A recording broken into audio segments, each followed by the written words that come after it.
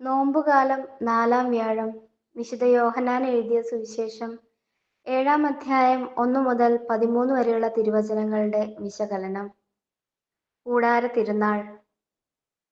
യഹൂദർ അവനെ വധിക്കാൻ പരിശ്രമിച്ചതുകൊണ്ട് ജെറുസലേം ദേവാലയം സ്ഥിതി ചെയ്യുന്ന യൂദയായിൽ പോകാതെ അവൻ ഗലീലയിൽ തന്നെ തങ്ങി.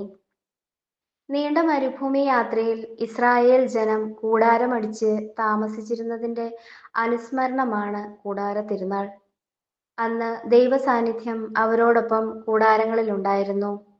എന്നാൽ ആ ദൈവത്തിന്റെ യഥാർത്ഥ സാന്നിധ്യം ഇല്ലായ്മ ചെയ്യാൻ അവരുടെ ഇളം തലമുറ പദ്ധതി തയ്യാറാക്കുന്നു എന്നതാണ് ഏറെ വിരോധാഭാസമായിട്ടുള്ളത്.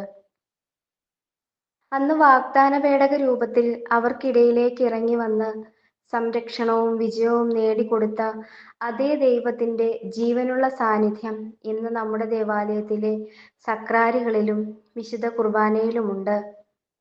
എന്ത് ന്യായത്താലാണെങ്കിലും ദേവാലയത്തിൽ നിന്ന് അകന്നു നിൽക്കുന്ന ഓരോ നിമിഷവും നാം ദൈവത്തിൽ നിന്ന് തന്നെയാണ് അകന്നു നിൽക്കുന്നത്.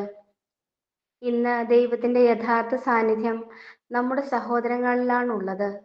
നിന്റെ സഹോദരനെ അകറ്റി നിർത്തുന്ന ഓരോ നിമിഷത്തിലും ആ ദൈവ സാന്നിധ്യത്തെ തന്നെയാണ് നാം തള്ളിപ്പറയുന്നത്.